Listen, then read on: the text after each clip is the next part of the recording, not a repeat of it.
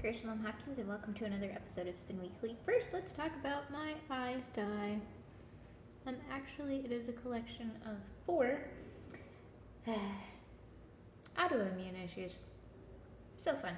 Anyway, let's ignore that, hopefully, and move to the topic of today. Today we are talking about the difference between traditional and art yarn and why it is my number 2 pet peeve in life in the fiber community. This is where I do an intro. Let's see. I should do my own intro. Bang, bang, bang, bang, bang, bang. Poppy music. Fiber stuff is cool. This is why I don't do my own intro. Okay, so the general way that we as a fiber community classify yarn is art and traditional. We have art Rolex, art bats, traditional Rolex, traditional bats. Roving kind of falls in the middle, but usually it's more a traditional thing. You get what I'm going with. So, I have a problem with this. It bothers me. Before we talk about why it bothers me, let's define it. So, I asked on Instagram stories, where I'm the most active on Instagram, what you guys defined art and traditional as. And everybody came up with pretty much the same definition. Art is highly textural and traditional is not. However, one fabulous lady mentioned that she felt like traditional had 3 types of fiber or less, whereas art yarn had 3 types of fiber or more. So I thought that was really interesting because once she said it, I feel like that's definitely a classification for art yarn, if we were following that. And spoiler alert, I am going to propose that we do not. If you didn't catch, that's where we were going. I'll just let the cat out of the bag now. The sheep out of the bag? The alpaca. Anyway, so my notes are over here, that's why I'm looking. That's your guys' definition, and I've thought about this long and hard, and I kind of, when I wrote my books, which you can find links down below, I really struggled with this concept, and I ended up going with diameter. So small diameter versus large diameter. But that doesn't really work because you can have, as several people noted kindly, that you can have small diameter art yarn. A boucle is a really good definition or example of that. And you can have really fat traditional yarn. Some of the arm knitting, I don't know if that counts as yarn, but that to me kind of reads more on the traditional side of things. And that's where that multiple types of fiber thing and texture comes in. It's smooth. It's only one kind of fiber, so it reads traditional. Side note, is arm knitting and knitting with comb top and roving, is that traditional or is that art yarn? Bonus points if you use one of the classification systems I'm going to suggest at the end to tell me your answer.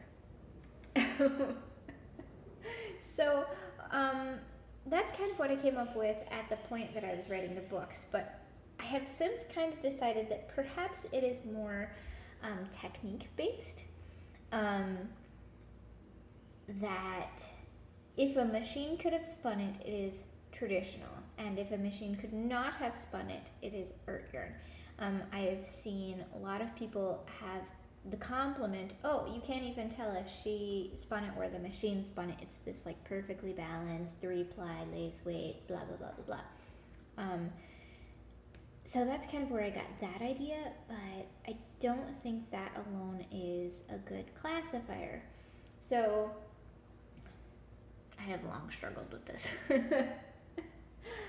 And the reason I'm struggling with this is because words matter. And why do words matter in this situation? I mean, it's just yarn. Well, okay, so I'm a major geek. Again, blowing your mind. You never saw that coming. I know. Grace is a geek. So I really feel like, along with lots of other people, that handwork and crafty is largely considered not a actual art form. It is, don't touch it, but it is.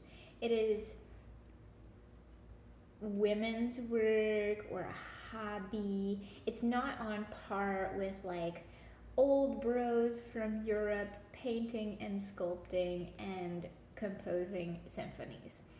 I know there are plenty of classical female artists and plenty of people from all over the world, but in general, I feel like art history has shown us that there is this box of this is the most classical of classical art, and it is this particular kind, and you're taught it in school, and blah blah blah blah blah blah blah. That's the main thing you encounter, and everything else is kind of a side tangent, like textiles of the Pacific Islands, or oh yes, and then we have this fine foray into Japanese painting style. Read chapter 5, paragraph 1 through 7, and that's it. You know what I mean? So when we talk about handwork, we're speaking of primarily non-Western people or females. And I am painting this with very broad strokes to use an art pun because I'm trying not to go on to a entire like anthropological feminist tangent here. So huge disclaimer, obviously I am generalizing and I could get way more detailed, but that's kind of not the point of this particular video. So don't like flame the crap out of me in the comments because I'm generalizing. I know I'm generalizing, and there's tons of research and articles that you can find and read about this topic. Abby from While She Naps does a really good job of analyzing this in the quilt industry and the sewing industry. So if that's something that interests you, go look this up. I'm really curious your thoughts here, and I may make a different video that's less broad and more pointed. But anyway, for me, there is so much history in handwork, so much specifically feminine history and international history. Like here in Hawaii, textiles are incredibly important. They span all genders and they are a huge part of Polynesian art, culture, and history. However, because they're textiles, I feel like they're not on the same level in a lot of people's minds in the West. And anyway, I try not to nerd out on this, but that's why I think it matters. So, the other thing that I got on that rant, let's circle back to my definition that I was working with, machine spun versus not machine spun. There are a ton of examples in history of machines being very much handmade, cottage industry, and spin cycle is a good example of a modern day mill that does this. I mean, totally handmade. I would never consider it not handmade, but it is not technically handmade. And what is the definition of handmade? Is the dress that I made not handmade because I machine sewed it versus the dress that I made by hand with hand stitching? Is that handmade and the other one's not? Is a small boutique manufacturer where there's only like 4 employees, is that not handmade? This gets complicated. So I think that in the context of the fiber community, we have kind of not addressed that, and I think it plays into a quality perception issue that art yarn, because it has less yardage, is worth less, or because it's larger, or because it's not practical, it's worth less. Then traditional yarn is got more yardage and it's got often perceived to be more skill by a certain demographic, though we know anybody who's tried to spin a nice looking art yarn, it's not as easy as it looks. And it's practical. So I'm not looking at my notes, and that's why this is going everywhere. So when we talk about classical art, we often think of it as purely a decorative purpose. It's like ritualistic or ceremonial, or just purely for the adornment of ourselves and our space.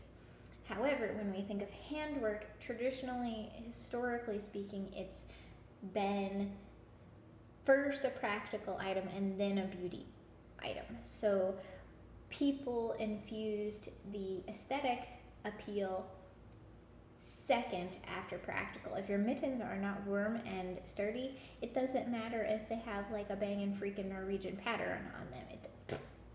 It doesn't matter because you're cold and you're gonna die. So I think that there is kind of two sides. The people who above all seek practical and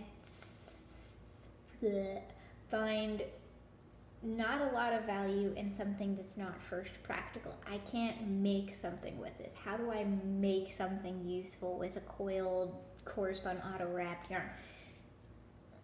You don't necessarily. Whereas the art people are looking for something beautiful and unique and decorative. How do I decorate my house with a semi-solid beige 5,000 yard lace weight skein? You don't necessarily. Now you can do things. You can maybe knit a cowl, but it's not going to be your most practical, like, let's go hike a mountain cowl if you use that coil yarn. Probably. You could crochet yourself a giant tablecloth, but you might die in the process. There's my bias. So, do you get where I'm going here? It's complicated, and I think our words matter because they bring a lot of connotation of what we're aiming for and what we value, and I think we could communicate better without maybe having some divisiveness over business styles and pricing and the quality of an item. That's something that I could rant about forever. Art yarn spinners are spinning high quality things just the same as these traditional people, and the traditional people are spinning high quality things that is beautiful and interesting in its own right. They just butt heads, and I think perhaps it is because we are not using the correct language to describe the things that we're making and the values we place on them. Which brings me to my classification system. So, there's some possibilities here. I think that perhaps we need something that talks about end usage, practical versus decor. And I think we need something that talks about diameter and texture. So the best I could come up with was potentially based on the hair texture chart. If you're a white person, you're probably not familiar with this. You can Wikipedia it. In fact, I'll leave a link to it in the description box. But basically, it's like the number 1 is straight, 2 is wavy, 3 is curly, and 4 is kinky, I believe. And then there's letters A, B, C, D. I'm not looking at it now. And then that's a different curl pattern? No, coarse and fine. I'm not looking at it. I got so carried away with my thing. Look at the chart. If you don't know what I'm talking about, look at the chart. It'll explain it. Anyway, so I was thinking that perhaps we could do something like that, where the number 1, 2, and 3 would be fine, medium, and bulky, and then A and B would be smooth and textural. Now, the only issue there is I'm not sure how to add in practical or decor other than putting it at the beginning. So like P1B, practical fine textural, or D2A, decorative, medium, smooth. So that could be like a correspondent or wrap mohair fluff festival that would collapse if you tried to wash it. You know, do you get what I'm trying to say? So that's my proposal. It's probably not going to catch on because it's not nearly as easy to say that, but I think that we need to have the conversation on the table and just consider it. And I hear my baby, so let me know what you think. If you liked this video, hit the like button. If you have any thoughts, comment them down below. And if you like this kind of thing, hit the subscribe button. And as per usual, this video is brought to you by our friends on Patreon. We love them so much. They're awesome. And I have to get my baby.